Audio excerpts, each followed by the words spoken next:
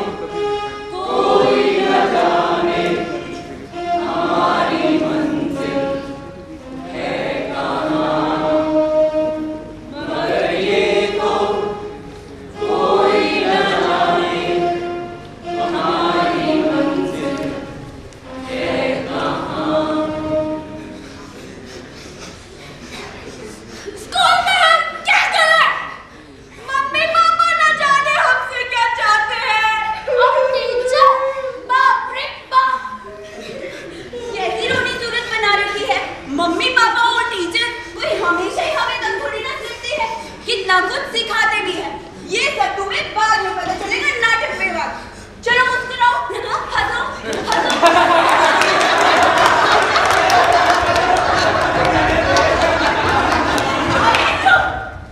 तो होश भी लिए, काम भी लिए, रो भी लिए। अब क्या करें? अब क्या करें? हटो हटो। एक आइडिया।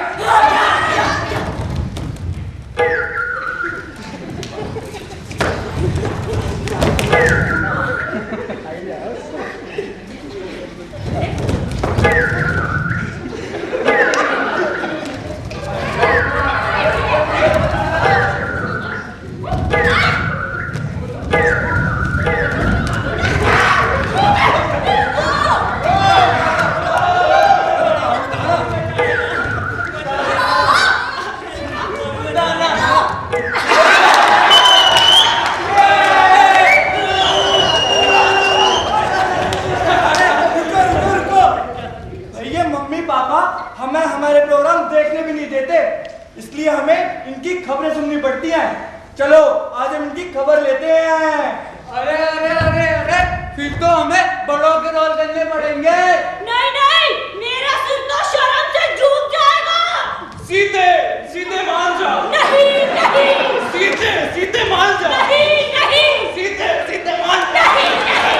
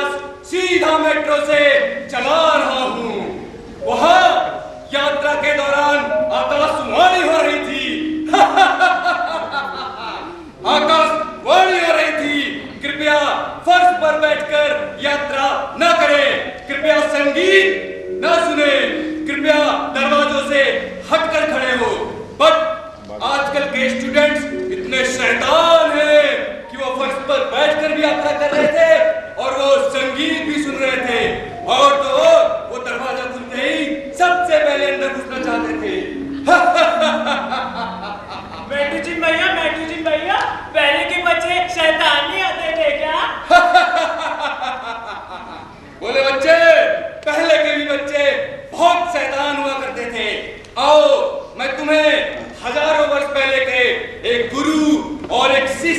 अर्थात तुम जैसे ही एक शैतान बच्चे से मिलाता हूं।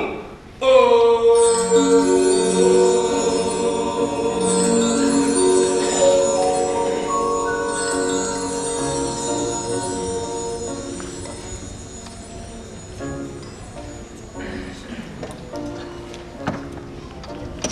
शांडिल्य,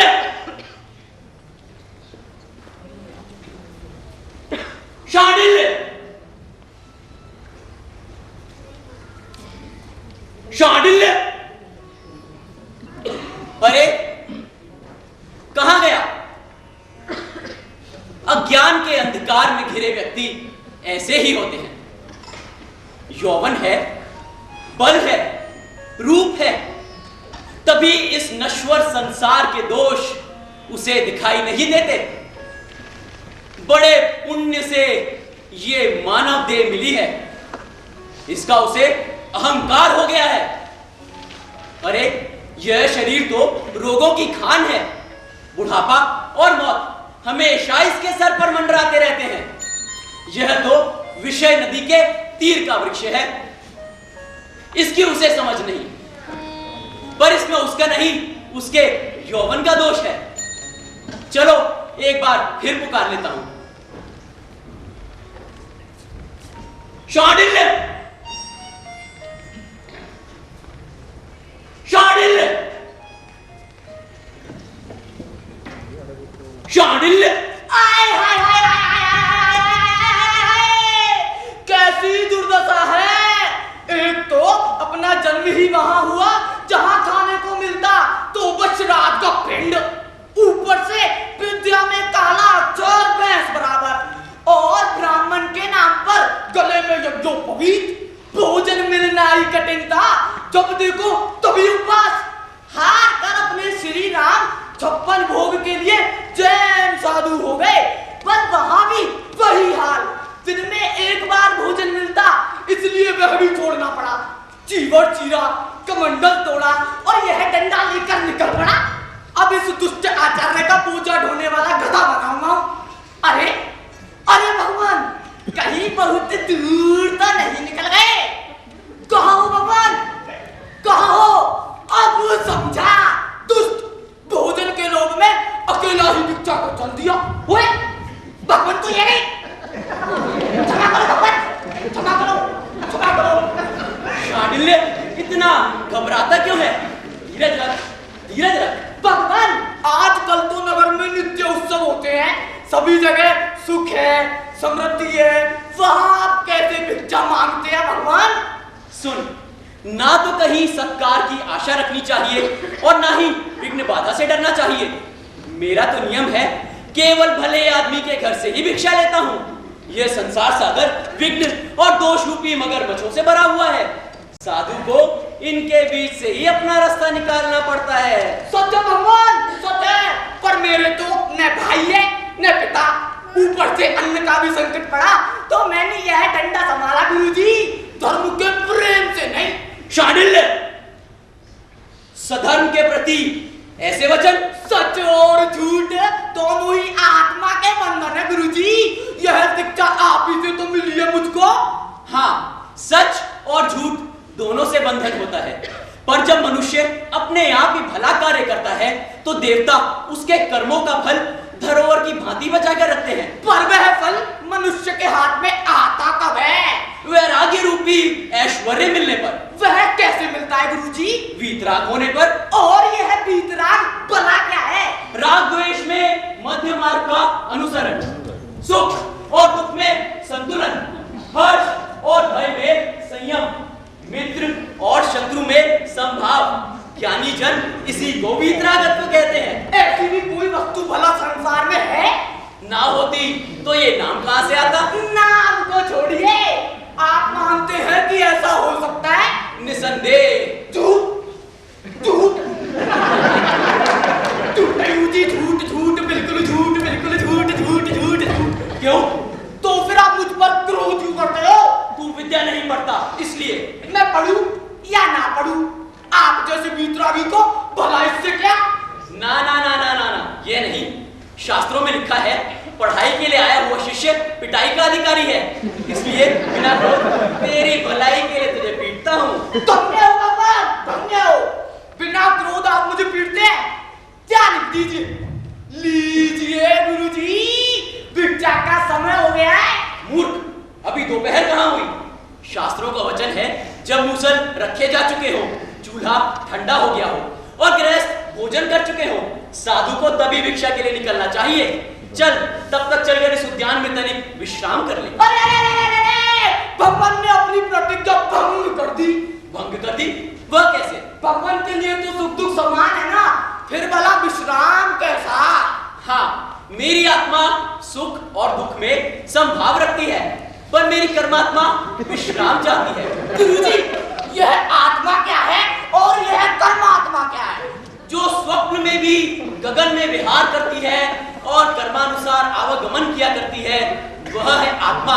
और यह शरीर, जिसे नर आदि कई नाम दिए जाते हैं, जो श्रम सुख आदि का भोग करता है, वह है कर्मात्मा। अच्छा गुरुजी, अब समझा। जो अजर है, अमर है, अछेद है, अद्वितीय है, वह तो हुई आत्मा। और जो हंसती है, हंसाती है, खाती है, नहाती है और नाचती है, ठीक बोला ना गुरुजी मैंने? अब तू ठीक समझा। तो अब आप फंस गए जाल में। फंस गए? वह कैसे? आपका अभिप्राय यह है ना कि शरीर के बिना जीव का अस्तित्व नहीं होता। मोटे रूप में यही कहा जाता है। लोगों को समझाने के लिए कहना पड़ता है